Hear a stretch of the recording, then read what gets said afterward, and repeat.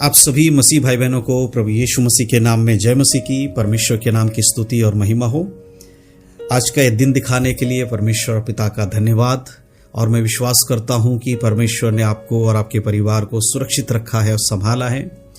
हमारे परिवार को भी परमेश्वर ने सुरक्षित रखा है, इसके लिए मैं परमेश्वर का धन्यवाद देता हूं। और आज के मनन के लिए बाइबल से कुछ बातों को मैं आपके सामने रखना चाहता हूं, ताकि आप और हम प्रभु यीशु मसीह में मजबूत बने, उसके दूसरे आगमन के लिए तैयार हो जाएं। और जब हम इस पृथ्वी पर रहते हैं, इस पृथ्वी पर रहते हुए हमारे जीवन में आने वाली परीक्षाओं का सामना हम परमेश्वर के आत्मा के द्वारा कर सकें। इसके लिए सबसे जरूरी है कि एक विश्वासी को, एक ऐसे व्यक्ति को जो यीशु मसीह पे विश्वास करता है, परमेश्वर के वचनों के आधारित जीवन होना जरूरी। हालेलुया। आज मैं जिस विषय को लेकर आप सबके साथ बात करना चाहता हूं वो है परमेश्वर पे भरोसा रखना। देखो, परमेश्वर पे भरोसा रखना केवल ये नहीं है कि यीशु मसीह एक दिन हमारे लिए आएंगे, हमें वापस लेकर जाएंगे। जैसा बाइबल बताती, यीशु ने कहा कि मेरा जाना तुम्हारे उत्तम है, और जब मैं जाऊंगा तो तुम्हारे लिए एक घर बनाऊंगा, एक भवन बनाने जा रहा हूं, और जब भवन बन जाएगा मैं फिर से वापस तुम्हें लेने आऊंगा। हमारे लिए केवल इतना ही भरोसा नहीं है या इतना ही परमेश्वर का कार्य नहीं है, लेकिन इस पृथ्वी पर रहते हुए जब हम जीवन जी रहे हैं तो हमारे जीवन में बहुत बार ऐसे परिस्थितियों का सामना हमें करना पड़ता है। आपको भी कई बार ऐसी परिस्थितियों का सामना आपको करना पड़ता है जब आपके सामने कोई मार्ग दिखाई नहीं देता और आप सोचते हैं कि अब मैं क्या करूं, मेरे जीवन में परेशानी आई है, इससे मैं कैसे बचूं, क्या मार्ग है मेरे लिए। और आप प्रार्थना करते हैं। कई बार जब आपको प्रार्थना का उत्तर आपको जल्दी नहीं मिलता है तो ऐसे में आप शायद निराश हो जाते हैं। लेकिन मैं आज आपको बाइबल से कुछ ऐसे व्यक्तियों के बारे में, कुछ ऐसे लोगों के बारे में बताऊंगा जिन्होंने परमेश्वर पर विश्वास किया और उनके विश्वास के अनुसार परमेश्वर ने परिस्थितियों को बदल दिया। कहने का अर्थ यह है कि जब आप विश्वास करते हैं कि आपके जीवन में परमेश्वर ऐसा काम कर सकते हैं तो वो काम आपके लिए होगा। जब आप विश्वास से परमेश्वर से कुछ मांगेंगे वो आपको मिलेगा। लेकिन विश्वास को लाना बहुत जरूरी है। विश्वास आएगा कैसे? विश्वास तब आता है जब आप किसी चीज पर विश्वास करेंगे। अगर आप यीशु मसीह पर विश्वास करते उसका विश्वास आपके अंदर आएगा। जब आप बाइबल को पढ़ेंगे, इसमें लिखे हुए बातों पर विश्वास करेंगे तो आपके जीवन में वही विश्वास उत्पन्न होगा। इसीलिए मैंने कहा आज हम सीखेंगे, आज हम समझेंगे परमेश्वर पे भरोसा करना या परमेश्वर पे विश्वास करना।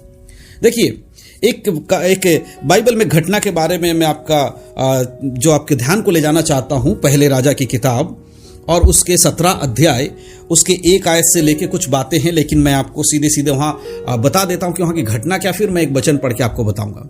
यहां पर एलिया के बारे में, जो परमेश्वर का दास एलिया, उसके बारे में लिखा है। आहाब राजा, इजराइल, जो उस समय का इजराइल का राजा आहाब राजा के समय की ये बात है। और बाइबल बताती है आहाब राजा इजराइल के जितने भी राजा उससे पहले हुए थे, आए थे, उन सबसे ज्यादा परमेश्वर के विरोध में अगर किसी ने काम किया तो वो था आहाब राजा। और आहाब राजा के बारे में इस प्रकार बाइबल बताती है कि उसने दूसरे देवी देवता, यानी कि जो इजराइल के नहीं थे, उनको भी अपने राज्य में आने के लिए उसने जगह दिया। सिर्फ जगह ही नहीं दिया, परंतु उनके द्वारा आराधना करने के लिए भी उसने अनुमति दी। और परमेश्वर के विरोध में जाकर बाल देव के प्रति जो भी चीजें करना था उसने किया, जो कि प्रभु की दृष्टि में बहुत ही गलत था। इस वजह से परमेश्वर ने बाल देवता के और उसके पुजारियों को और आहाब को इस चेतावनी को दिया कि आने वाले दिनों में जब तक परमेश्वर नहीं कहेगा तब तक क्या है, उस देश में अकाल पड़ेगा, वर्षा नहीं होगी, पानी नहीं गिरेगा, ओस नहीं गिरेगा। और एलिया के द्वारा परमेश्वर ने यह भविष्यवाणी करके कहा कि अब इस देश में कोई बारिश नहीं होगी, कोई कुछ भी पानी का नहीं गिरेगा आसमान से, ना ही ओस पड़ेगी। लेकिन परमेश्वर अपने दास एलिया को नहीं भूला। वहां सबके पास अकाल पड़ा, सबके घर में अकाल, सबके खेतों में अकाल, उस पूरे राज्य में अकाल पड़ा। एलिया भी उस अकाल के समय में था। लेकिन क्या एलिया को परमेश्वर ने छोड़ा? नहीं छोड़ा।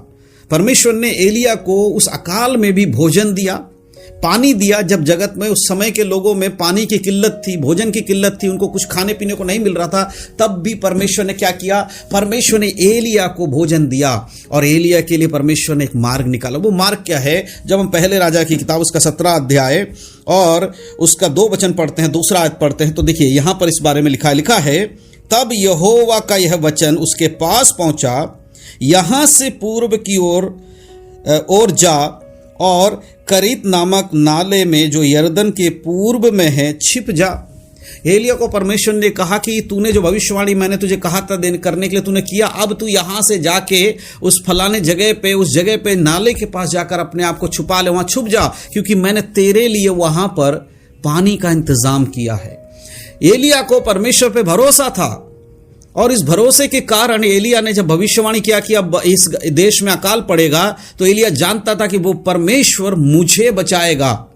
और इस वजह से मैं आपको बताना चाहता हूं मेरे प्रियो, जब आपके आसपास होने वाली घटनाएं होती हैं, जब आपको लगता है कि बाकी लोगों के साथ मेरा भी नाश हो जाएगा, मेरे परिवार में या मेरे घर में भी दिक्कतें आएंगी, या मेरे जीवन में परेशानी आ रही है, मेरे लिए क्या मार्ग है, आप याद रखिए, अगर आप परमेश्वर पर विश्वास करने वाले व्यक्ति हैं, अगर आपका विश्वास सच्चा है, आप ये विश्वास करते हैं कि परमेश्वर ने आपको बचाया है और यीशु मसीह के कारण आपका छुटकारा हुआ है, पूरी तरह से अगर परमेश्वर पर आप आश्रित हैं, तो आपके परेशानियों के मध्य में एक समय नियुक्त किया गया, एक जगह नियुक्त की गई है जहां पर परमेश्वर आपकी रक्षा करेंगे। केवल क्या करना, आपको विश्वास करना है इस वचन का आधारित। एलिया चाहता तो क्या करता, कुछ नहीं कर सकता तो चाह के भी। क्या उस अकाल के समय में एलिया के लिए कोई मार्ग था? नहीं, लेकिन परमेश्वर ने पहले से उसके लिए इंतजाम किया कि जाकर उस नाले के पास छिप जा। एक पानी का झरना था वहां पे, केवल पानी ही नहीं था, उसके आगे अगर आप आयत को पढ़ेंगे तो उसके 4 आयत में इस प्रकार लिखा है, उसी नाले का पानी तू पी कर, और मैंने कौवे को आज्ञा दी है कि वो तुझे खिलाए, वहां खिलाए। परमेश्वर ने कौवे को आज्ञा दिया कि एलिया को रोटी का टुकड़ा ला कर दे।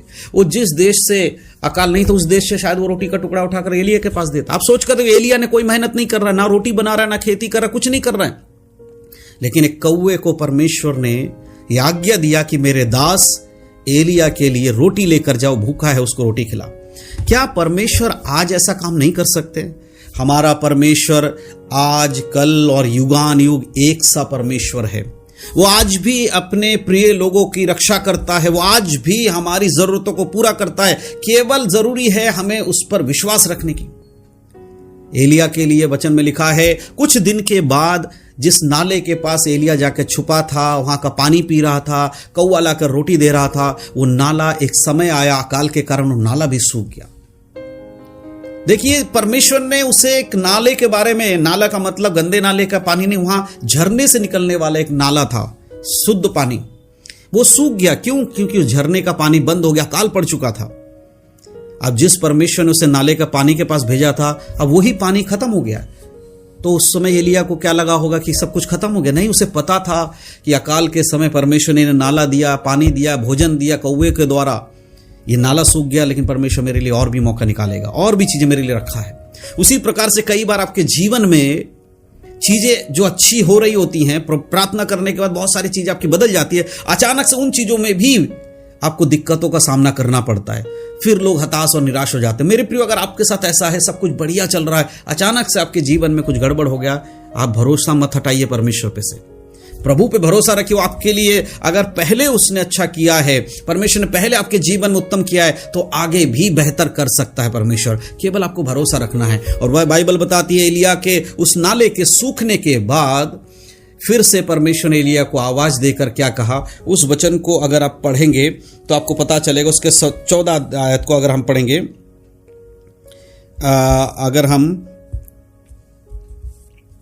उसका 7 आयत में है, 7 आयत में इस प्रकार लिखा है, कुछ दिनों के बाद उस देश में वर्षा ना होने के कारण नाला सूख गया। वो नाला सूख गया, तब यहोवा का यह वचन उसके पास पहुंचा, चलकर सिदोन के सारपत नगर में जाकर वहीं रहे। सुन, मैंने वहां की एक विधवा को तेरे लिए खिलाने की आज्ञा दी है। जब परमेश्वर के दास के द्वारा प्रभु ने अकाल की घोषणा की, तो कहा, जा, मैंने नाले के पास तेरे लिए पानी का इंतजाम किया है, कौवे को तेरे लिए भोजन लाने का मैंने आज्ञा दी है। और जैसे उस नाले का पानी सूख गया, कौवे ने भोजन लाना बंद कर दिया, परमेश्वर ने कहा, जा, अब मैं तेरे लिए विधवा को चुन के मैंने रखा है, वो तुझे भोजन खिलाएगी। मेरे प्रियो, अगर आपने इस वचन को पढ़ा होगा, 17 अध्याय 18 अध्याय पढ़िएगा, पहले राजा किताब, आपको पता चलेगा, पूरा पढ़िएगा। उसमें लिखा है, उस विधवा के घर में एक रोटी के बनाने भर का ही मैदा था, थोड़े से कुप्पी में तेल था। वो खुद खाकर, अपने बच्चे के संग खाकर अपने जीवन समाप्त करने वाली थी, लेकिन परमेश्वर के दास के वहाँ पहुँचने के कारण उस घर में उसके बाद जब तक अकाल खत्म नहीं हुआ, उस घर का मैदा कभी खत्म नहीं हुआ, उस तेल में से, कुप्पी में से जो तेल था वो कभी खत्म नहीं हुआ और निरंतर वो सारे पेट भर के खाते रहे। अगर आपका भरोसा परमेश्वर पर रहता है, प्रभु पर रहता है, परमेश्वर आपके थोड़े चीज़ों को भी इतना बढ़ा देगा कि आप सोच भी नहीं पाएंगे। कई बार ऐसा आपने देखा होगा आपके जीवन में, आप कल्पना नहीं कर पाते, ये मेरे जीवन में कैसे हो गया, मैं इस चीज़ को तो मैं समझ ही नहीं पाया, ये कैसे हो सकता है, इतने से चीज़ में इतना बड़ा कैसे हो गया। ऐसे परमेश्वर का आशीष आता है। मेरे प्रियो, जब यीशु मसीह ने 2 मछलियों से और रोटियों को जब भर भर के बनाया, प्रार्थना करके परमेश्वर हाथों में दिया, तो बाद में लिखा है वचन में कि 12 चेलों ने मिलकर 12 टोकनियों को भर के उठाया। हालेलुया। तो हमारा परमेश्वर जो हमारे पास है उसको ही बढ़ा देता है, सिर्फ हमें विश्वास रखना है परमेश्वर पे। इसीलिए मैं आप लोगों से कहना चाहता हूं, परमेश्वर पे भरोसा कीजिए। जो परमेश्वर पे भरोसा करेगा, परमेश्वर आपके लिए इंतजाम करेंगे। एक और उदाहरण मैं आपको देना चाहता हूं। उत्पत्ति की किताब 22 अध्याय में परमेश्वर ने अब्राहम से कहा कि तू अपने बेटे इसहाक का बलिदान कर, उसे होम बलि करके चढ़ा। आप सोच कर देखिए, जिसको 100 साल की उम्र में एक बेटा हुआ, बुढ़ापे में एक बेटा हुआ, इकलौता बेटा हुआ, और उसी बेटे को परमेश्वर कहता है इसे बलिदान कर दे, मेरे लिए बलि चढ़ा दे। अब्राहम को क्या लगा होगा? बाइबल बताती है कि अब्राहम अपने बेटे के साथ, गधे के साथ, नौकर के साथ उस मोरिया पहाड़ की ओर चला जहां परमेश्वर ने उसे जाने के लिए कहा। और अब्राहम जानता था कि परमेश्वर मेरे लिए मार्ग खोलेंगे। एक अद्भुत बात मैं आपको वहां पर बताना चाहता हूं। अगर आप उत्पत्ति किताब 22 अध्याय को पढ़ेंगे, 22 अध्याय के 7 आयत को अगर आप पढ़ेंगे तो आपको पता चलेगा। वहां पर इस प्रकार लिखा है, इसहाक ने अपने पिता अब्राहम से कहा, हे पिता। उसने कहा, हे मेरे पुत्र, क्या बात है? उसने कहा, देख, आग और लकड़ी तो है, पर होम बलि के लिए भेड़ कहाँ है? इसहाक अपने पिता से कहता है, पिता, हम लोग घर से आग भी लेकर आए हैं, लकड़ी भी लेकर आए हैं, लेकिन हम लोग बलिदान चढ़ाने जा रहे हैं, हमारे पास बलि की वस्तु तो नहीं है। उस पिता के हृदय पे क्या बीती होगी, जिस बेटे के लिए वो बलि चढ़ाने जा रहा, वही बेटा सवाल करा, हमारे पास बलि का वस्तु नहीं है। और इस पिता का भरोसा परमेश्वर पे कितना है वो देखिए। जब परमेश्वर ने अब्राहम को बुलाया कि अपने इकलौते पुत्र को बलिदान चढ़ा, तो परमेश्वर नहीं कहा था कि मैं तेरे लिए क्या इंतजाम करूंगा, नहीं बताया था। परमेश्वर ने इतना कहा, अपने बेटे को ले और बलिदान कर, होम बलि करके चढ़ा। लेकिन यहां पर इसहाक का विश्वास परमेश्वर पे, अब्राहम का विश्वास परमेश्वर पे कितना था कि उसने इसहाक को जवाब क्या दिया, यह समझने वाली बात है। उसके अगर आप 8 आयत को पढ़ेंगे तो देखिए, यहां पता लगेगा आपको। अब्राहम ने कहा, हे मेरे पुत्र, परमेश्वर होम बलि की भेड़ का उपाय आप ही करेगा। और वे दोनों संग संग आगे चलते गए। देखो, यहां जो शब्द है, अब्राहम ने इसहाक से कहा कि हे मेरे पुत्र, तू चिंता मत कर, परमेश्वर स्वयं ही होम बलि के लिए भेड़ का इंतजाम करेगा। क्या परमेश्वर ने जब अब्राहम को कहा कि इसहाक का होम बलि करने के लिए इसहाक को बलिदान चढ़ा, तो उसको कहा था परमेश्वर ने कि मैं तेरे लिए एक भेड़ का इंतजाम करूंगा? नहीं कहा था मेरे प्रियो। लेकिन फिर भी अब्राहम का विश्वास परमेश्वर पे था। वो जानता था कि परमेश्वर मेरे पुत्र को बलिदान होने नहीं देगा, क्योंकि परमेश्वर ने वो आशीष दिया है। इतना विश्वास था, वो जानता था कि परमेश्वर मुझे परीक्षा में डाल रहा है, मेरे विश्वास को और परख रहा। परमेश्वर देख रहा है कि मैं परमेश्वर में कितना विश्वास करता हूं। कई बार हमारे जीवन में ऐसी परिस्थिति आती है, सब खत्म होने जैसा लगता है, और प्रभु जानता है कि हमारे ऊपर वो कितना बोझ देता। वचन में लिखा है, इतना परीक्षा तुम्हारे जीवन में वो नहीं आने देता कि तुम्हारे सहने से बाहर हो। तो अगर आपके और मेरे जीवन में कोई परेशानी, कोई परीक्षा आती है, तो याद रखना कि हम उसे सह सकते हैं, इसीलिए प्रभु ने आने दिया है। तो इतनी जल्दी मत घबराइए। अब्राहम ने विश्वास के साथ कहा कि हे पुत्र, तू चिंता मत कर, जिस परमेश्वर ने हमें होम बलि के लिए बुलाया है, होम बलि की वस्तु यानी भेड़ का भी इंतजाम वही करेगा। ये कहां से उसके मन में आया कि भेड़ मिलेगा? और अंत में हम देखते हैं कि एक झाड़ी में अब्राहम का बेटा जब बलिदान करने अब्राहम जा रहा था, झाड़ी में एक भेड़ को उसने देखा। स्वर्गदूतों के द्वारा बताया गया कि अपने बेटे पर तू चाकू ना चला, उसका बलिदान मत कर, परमेश्वर ने तेरे लिए इंतजाम कर दिया है। इसीलिए मेरे प्रियो, हमें इन बातों को समझना है, बाइबल से इन बातों को देखना है। ये हमारे विश्वास को बढ़ाती हैं। जब हम इनको पढ़ते हैं, इनको समझते हैं, तो हमें पता चलता है कि हमारे जीवन में जो कुछ भी हो रहा है उसमें भी परमेश्वर ने हमारे लिए कुछ रखा है। हमारा परमेश्वर ऐसा नहीं है कि हवा में कुछ कर रहा है। ऑलरेडी परमेश्वर ने अपने लोगों के साथ ऐसे कार्य किए हैं जो हमारे दिल में, हमारे मन में विश्वास को उत्पन्न करता है और परमेश्वर पे विश्वास को, भरोसा को बढ़ाता है। इसलिए मेरे प्रियो, जब भी आपके जीवन में ऐसी कोई घटना या कोई भी बातें आपके अगर जीवन में हो रही हैं, परीक्षाओं में पढ़ रहे हैं, मुसीबत में पढ़ रहे हैं, दुख में पढ़ रहे हैं, आपको प्रभु के ऊपर विश्वास करना है, भरोसा करना है। ये दो घटनाएं मैंने आपको बताई, बाइबल में बहुत सारी घटनाएं हैं। अगर आप शद्रक, मेशक, अबेदनगो के बारे में जानते हैं, उनका विश्वास देखिए कि वो राजा के सामने खड़े होकर कहते हैं कि हे राजा, हम जानते हैं कि परमेश्वर हमें तेरे हाथों से और तेरे धधकते हुए भट्टों से भी बचा सकता है, लेकिन फिर भी अगर परमेश्वर हमें नहीं बचाएगा तो भी हम तेरे बनाए हुए मूर्ति के सामने दंडवत नहीं करेंगे, अपने परमेश्वर के विरोध में नहीं जाएंगे। वो जानते थे कि परमेश्वर बचा सकता है, ये बात उन्होंने बोला और कहा अगर नहीं भी बचाएगा तो भी हम तेरे कहने के अनुसार नहीं करेंगे। तो हमें जानना है, हम जानते हैं कि हमारा परमेश्वर हमारे लिए मार्गों को खोलेगा। अगर जानते हैं तो उसमें स्थिर बने रहना है। हालेलुया। मेरे प्रियो, आज के समय में बाइबल को पढ़ना, उसको समझना बहुत जरूरी है। और आज के इस वचन के द्वारा मैं विश्वास करता हूं कि आप लोगों के जीवन में एक ऐसा अनुभव आया है, ऐसी बातों को आप जान पाए हैं जो आपके विश्वास को मजबूत करेगा, जो आपको खड़े रहने में मदद करेगा कि आपके जीवन में आने वाली परीक्षाओं में भी आप स्थिर रह सके, प्रभु के साथ चल सके। परमेश्वर एलिया के जैसे आपकी रक्षा करे, अब्राहम के जैसे परमेश्वर आपकी रक्षा करे, अब्राहम के जैसे परमेश्वर आपके हर एक बातों में आशीषित करे। मैं ये विश्वास करता हूं, विश्वास करने वालों के लिए सब कुछ संभव हो जाएगा। हालेलुया। तो मैं विश्वास करता हूं कि आज के वचन के द्वारा जो बातें मैंने आपको बताया, आपको समझ में आया है। मेरे प्रियो, प्रार्थना करिए, जब भी आपके जीवन में कुछ भी परेशानी आए, प्रभु के सामने रखें, प्रभु से मांगे और प्रभु से कहें, परमेश्वर जरूर आपके लिए कार्य करेंगे। आइए एक क्षण मैं आपके लिए प्रार्थना करूंगा, उसके बाद हम लोग आज के इस वीडियो को समाप्त करेंगे। सर्वशक्तिमान पिता परमेश्वर, हम आपको धन्यवाद देते हैं सुंदर समय के लिए जो आपने हमें दिया। प्रभु, आपके नाम की स्तुति और महिमा हो। आज के वचन के द्वारा परमेश्वर जो हमने जाना, सीखा कि किस प्रकार प्रभु पे भरोसा रखने वालों के लिए परमेश्वर मार्ग खोलते हैं।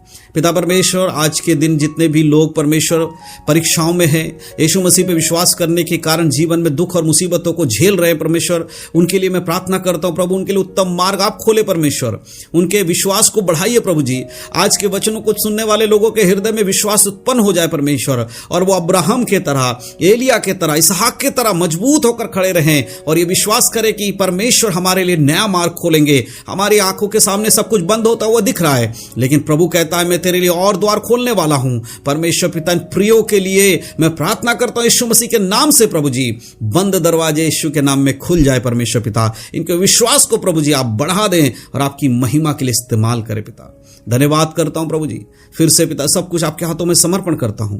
आपने मेरी प्रार्थना को सुना, मैं विश्वास करता हूं। सारा आदर महिमा आपको देकर प्रार्थना बिनती उद्धार करता यीशु मसीह के नाम से मांगता हूं, आमीन। परमेश्वर के नाम की स्तुति हो, परमेश्वर के नाम की महिमा हो। परमेश्वर इन सब बातों के द्वारा आप सभी को आशीष दे। और अंत में मैं आप सभी से कहना चाहता हूं कि इस वीडियो के द्वारा जो कुछ भी आपने सीखा है, समझा है, आप दूसरों तक जरूर इसको शेयर करें, इस वीडियो को शेयर करें, ताकि उन लोगों तक भी ये सुसमाचार की बातें, प्रभु यीशु मसीह पर विश्वास को बढ़ाने वाली बातें पहुंच सके। एक दूसरे का सहारा बनिए। मैं जिस प्रकार आपको परमेश्वर के वचनों से सिखा रहा हूँ, बातों को बता रहा हूँ, आप शायद प्रचार नहीं कर रहे हैं, आप शायद सेवा नहीं कर रहे हैं, लेकिन एक वीडियो को शेयर करके आप उस कार्य में भागी हो सकते हैं। तो ज़रूर आप इस वीडियो को शेयर कीजिएगा। और अगर आप पहली बार हमारे इस वीडियो को देख रहे हैं, हमारे चैनल पर आए हैं, चैनल को सब्सक्राइब जरूर करिएगा, क्योंकि हम इसी तरह से बाइबल आधारित वीडियोस इस चैनल पर लाते हैं ताकि एक दूसरे को हम प्रभु में मजबूत कर सके। परमेश्वर इन सब बातों के द्वारा आप सभी को आशीष दे, आपके परिवार को सुरक्षित रखे। प्रभु यीशु मसीह के आगमन के लिए तैयार रहें। बहुत शीघ्र यीशु का आगमन होने वाला है। तब तक के लिए पवित्र आत्मा आप हम सबके साथ है। यीशु मसीह के नाम में सभी को जय मसीह की। God bless you. आशीषित रहें, प्रभु में बढ़ें, उद्धार में बने रहें, यीशु मसीह के नाम में, आमीन।